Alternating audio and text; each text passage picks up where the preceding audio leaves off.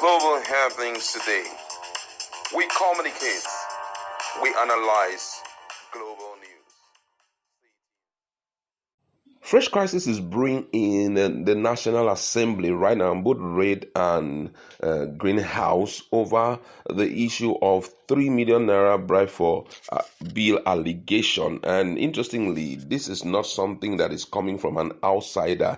It's coming from a lawmaker who is in the Senate. And interestingly, he said some things which SERAP, being an accountability group, have jumped in, and from all indication, I think that the Efcc and ICPC has been dragged into it. But let me give you a little brief about the genesis of the whole issue. A lawmaker, his name is Ibrahim Usman Ayu, had claimed that members pay, that's talking about members of the House of Assembly, that they pay between 1 million naira to 3 million naira to have motions, bills, or petitions presented during plenaries sessions challenging the public perception that debates are merit-driven. While these claims remain unverified, the discussion has drawn intense reaction from civil society organizations, legal experts, and Nigerians demanding transparency. Interestingly, it's a case of monetization in Nigeria's National Assembly, and it's one thing that can slow pace the legislative process for anything to be done. But right now, SERAP, being an accountability group, have jumped into it, and you get to hear the groups that are dragging in to investigate this particular allegation that has been thrown open to the public. And according to the news, the Socio-Economic Right and Accountability Project, SERAP, has called on anti-corruption agencies to probe the National Assembly over allegation that lawmakers pay up to 3 million naira to present bills, motions, and petitions. The call comes amid an allegation by House of Representatives member Ibrahim Auro that federal lawmakers pay between 1 million naira and 3 million naira each to present bills, motion, and petition at the National Assembly. In a letter by SERAP Deputy Director Kolawole Oluwadare, the group warns the Economic and Financial Crime Commission (EFCC) and the Independent Corrupt Practices and Other Related Offences Commission (ICPC) to identify the lawmakers involved in the alleged act. It calls on Senate President Godswill Akpabio and House of Rep Speaker Tajuddin Abbas to refer the allegation to anti-graft agencies for investigation.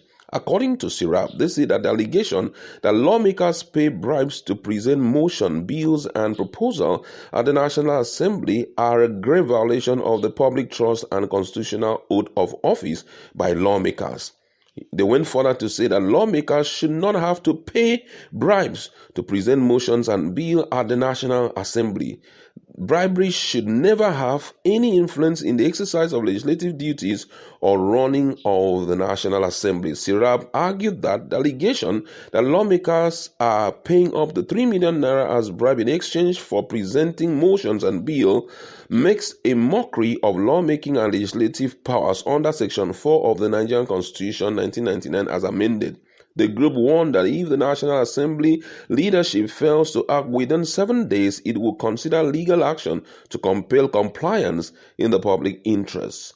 Referring the allegation to the Economic and Financial Crime Commission and the Independent Corrupt Practices and Other Related Offences Commission (ICPC) for investigation and prosecution, would improve public trust in the ability of the leadership of the National Assembly to ensure accountability in the exercise of lawmakers' constitutional and legislative function.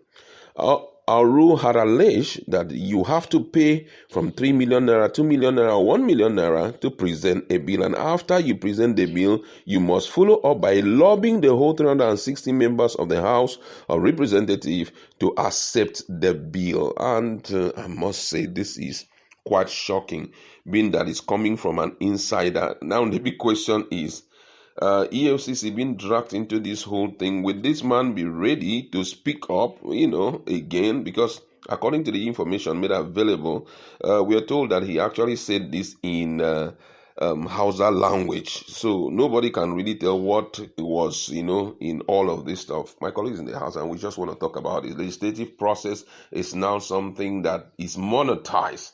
And he also went further to talk about the fact that after paying the 3 million naira for you to present a motion or a bill in the House, you also must lobby the 360 members of the House of Representatives for your bill to sell through, which means whatever we are seeing actually is a case of highest bidder getting it. Now, where do you think this will lead Nigerians to, considering the fact that transparency and democratic process is really needed, and it starts actually from the House of Assembly, being that they are the lawmakers? It is worrisome in the sense that those who are meant to do all, in fact they are meant to be laws themselves, custodians who should, in all sincerity, should look like exactly what they have preached or what they are representing, are now the ones asking for, allegedly so, asking for this. And what worries is the fact that it's one of them that is making this outcry.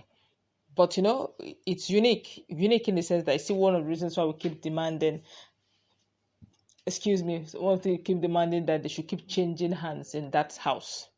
Because if some of them, the umbilical cord is tied to their house, some of this information will never find its way to the public. Exactly. It's the newbies who found it very strange, because they believe that why should we be lobbying? Why should we be paying to propose bills and pass it, because it's our right really to make it happen. Now, but now, before you continue, don't forget that I would say the first person who started all this whole stuff was Natasha. She talked about that committees are expected to pay small money to the Senate president. She was the first person who started it, though the first Senate president came up and debunked it. But she said that when they were demanding for how far they have gone in what they are doing, she thought that the Senate president was actually demanding for a presentation. So she just went and did her PowerPoint presentation and was ready to meet with him, only to go close the man and say, no, this is not what we mean. Go and meet the other senior colleagues. They will tell you what you should do. It is not in my mouth. You understand? By the time she went, I think maybe Bamindele or so, one of these big guys, announced to her, come on, this is not what the man needs. This is what you have to do. Though it's still being considered as lobbying, But this guy coming out to say this breaks the heart of most people, because it points to one direction, that we can't be sure that some of the things that we are making demands on from our lawmakers, we can get it from the House of Assembly, despite the fact that it is a democratic, house. One of the things I cannot forget that Senior Advocate of Nigeria, Femi Falana, said, that I love so much. Each time I remember it, it breaks my heart, but then I love what he said. He said, our problem is big English. You see a thief, you call the thief fraudulent. What is fraudulent? In the days of Femi, the late Abamieda Kuti, Nicola Kuti, he said something. He said, thief, call thief. Now they call them fraudulent. You are funnelizing thief. Now you see, if you notice, now you are using the word lobby. What is lobby? Some are calling in monetization. Okay, you can imagine. Not bribe. Now they are funnelizing the thing. We now have monetization. We have lobby. Waiting that they call bribe, thief. Until we get to the reality of calling it what it is. This new guy is just wondering, strange. Is this what, it's as if, we're all wearing good clothes, but inside is all rotten. I got worried, because I know even down to that man, that vulcanizer on the streets, dare to give him money you don't look at, he will not gauge that thing well. Yeah. Because if he gauges your tire well, you will not come back again. Dare to just try it. You will begin to discover that all these politicians we got, where did we get them from? We got them from our society. They are not strangers. They're not foreigners. They are all in Nigeria. Some of them are on the queue. You think if you remove this set, the new set that will come will be different? See, we have one of the best laws in the world. Come, let's execute it. It's where the problem lies. Which means it's neck deep. Now, look at what somebody was busy fighting for the security personnel as police. After all how many years of service, they'll be giving 2 million, 3 million. And you say you want to fight insecurity. When they discover that at their end, there is nothing to write home about, they begin to remove eyes where necessary so that they can have something in their end. See, I won't lie to you, except we don't want to tell ourselves the truth. But there's more to this. And if we don't begin to purge ourselves, and it starts with, each one of them having access to a permanent position. Like you see an old hand, the likes of, with due respect, with the likes of Bribe, Bribe, Ndume. Although Ndume has been quite, they keep insisting, vocal or not, the system still continues, it rots.